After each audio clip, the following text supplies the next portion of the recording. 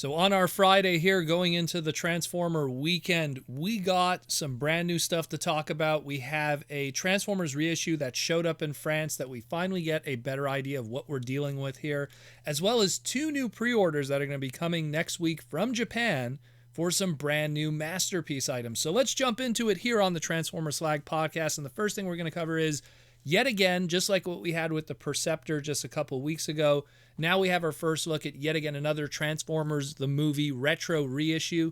This time we have Kickback from the Insecticons. We knew about this listing from a while back because there was a whole bunch of listings online of all these future reissues, and now we have here Kickback. This comes from a shop in France, and all we have unfortunately is just the front of the box right now to look at, so we don't know what the actual figure looks like itself, but chances are, going from the conventions of how these reissues have been done, takes the original G1 figure, gives it a modern, more screen accurate paint scheme, and there we go. So, you know, judging on the original 1985 Insecticon Kickback figure, what could be done to this one really to upgrade it to, say, its animation model? I imagine the visor that's on his robot mode face maybe is going to probably be red instead of the original black. They'll probably just paint that in. The clear translucent plastic that was used on his chest, that was across all of the Insecticons really, they'll probably make it a solid yellow, or they'll paint it. Probably going to make it solid yellow, just be easier that way. Aside from that, you know, making the wings more of a silver instead of a chrome, perhaps. You know, same thing with his weapon. And all the stickers not being present, which seem to be a common thing with all of these reissues now, just making the stickers tempos if needed for details. And that's it more or less that I think they could do to it. My bigger question compared to anything else is how much they're going to ask for this guy, because this is the real big one. Because within this line so far, we have some Seekers with Starscream and Thundercracker and soon Skywarp. We have Hot Rod, we have Hound, we have Perceptor, all of these larger price point figures. And then we have this guy here who's significantly smaller than all of them. Now, granted, his original 1985 release, all of these Insecticons were sold individually. They were more of a smaller price point kind of character. But in the recent era of Transformers, every time this figure has been reissued, it's been reissued in a 3-pack with his other two brothers. The 2004 Takara book box reissue was a 3-pack. The 2009 Toys R Us exclusive Western release was a 3-pack. When they did that 2015 Platinum edition, which I believe was also a Toys R Us exclusive that came with the Energon cubes, that was a 3-pack. So now to go make this a single, I don't know. I understand probably why they did it as a single instead of a 3-pack, because Bombshell was kind of absent in a lot of ways from the major scenes in the movie. He does appear, of course, in, you know, the reformatting with Unicron and stuff like that. But in the more iconic scenes of the 86 movie, The Attack of Autobot City, you know, Bombshell is kind of absent. So maybe they wanted to leave out Bombshell as part of a 3-pack. I don't know 100% their logic behind it, but I guess because, hey, it's Kickback. He got run over, you know, by Cup and Hot Rod, and sure, you know. But my big question is the pricing. Like, how are they going to figure out a way to price this where, you know, is it going to be significantly cheaper? Is it going to be the same price point, or maybe slightly more expensive than the mini bots that we got before that were carded? It's hard to say. I really hope that they don't price this the same as Hot Rod and Hound. Let's put it that way. You know, make it something a little cheaper for the fans, considering how much less of plastic this is of a figure, even though there's a new paint scheme put on it. That's just my take. Hopefully we'll get some nicer images of the actual product itself in the near future. Maybe before the live stream tomorrow. We will see.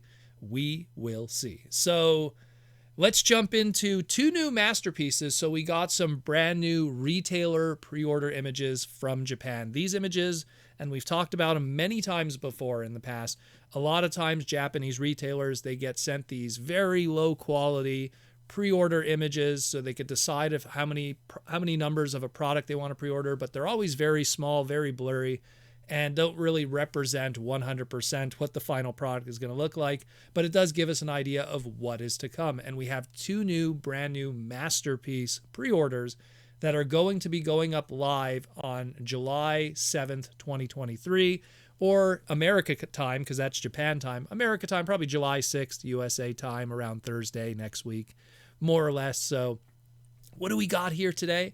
Well, the first one we have here is an extensive repaint of the MP44 3.0 Convoy, aka Optimus Prime, the third version of Optimus. And the way that the Japanese writes here, it writes here that it is a toy-colored inspiration from the 1980s. So it's obviously going off of the toy-accurate colors of the G1 Optimus Prime or Convoy or Battle Convoy from Diaclone.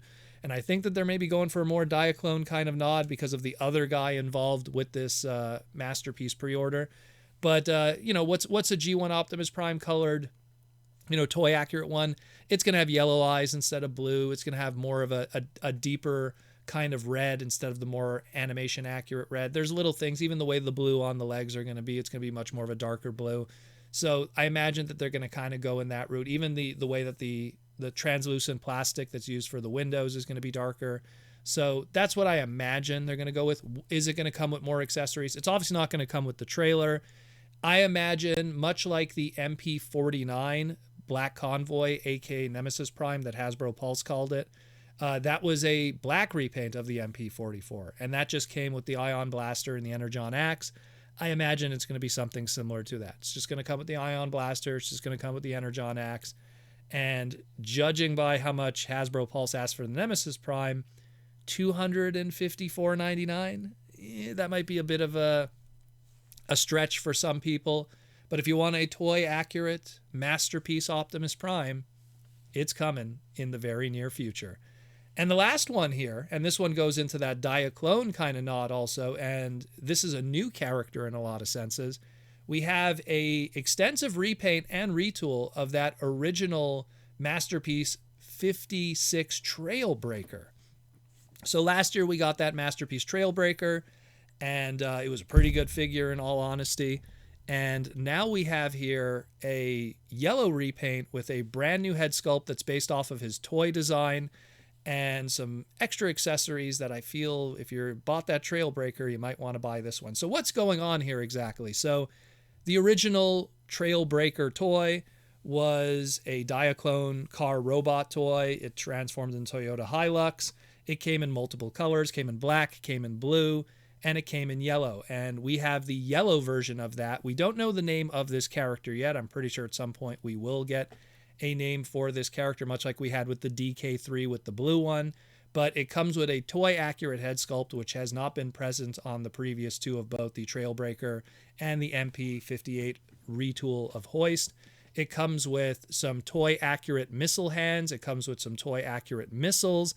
And most importantly, it comes with a force field accessory, which, what I find fascinating is the Trailbreaker toy didn't come with a force field accessory.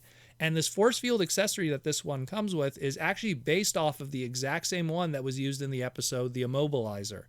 So if you're someone who has Trailbreaker and you need to get your force field accessory, you're going to get it through this one here.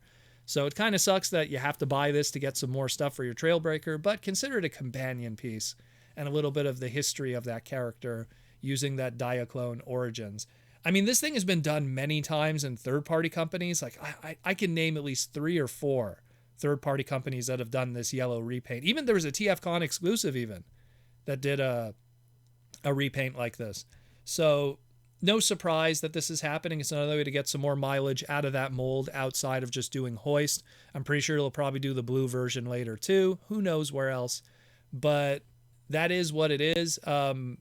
As for price, well, the original Trailbreaker, which had more accessories, keep in mind, than this one, was $150 to $5 about, more or less. So maybe it'll be in that price region or maybe slightly less. So kind of get ready for $155 with that one. But, it is what it is, but still pretty cool. We got 2 little Diaclone releases here, more or less. And that's it for the news. Just, 2 little pre-orders that you should be expecting next week. And, of course, more importantly, some reissues with some high premium repaints that we'll be seeing in retail at some point, especially through Walmart. Let me know what you think, guys. And tomorrow is the Transformers Slag Podcast Saturday night live stream. I will see you there tomorrow. Take care and have a good evening.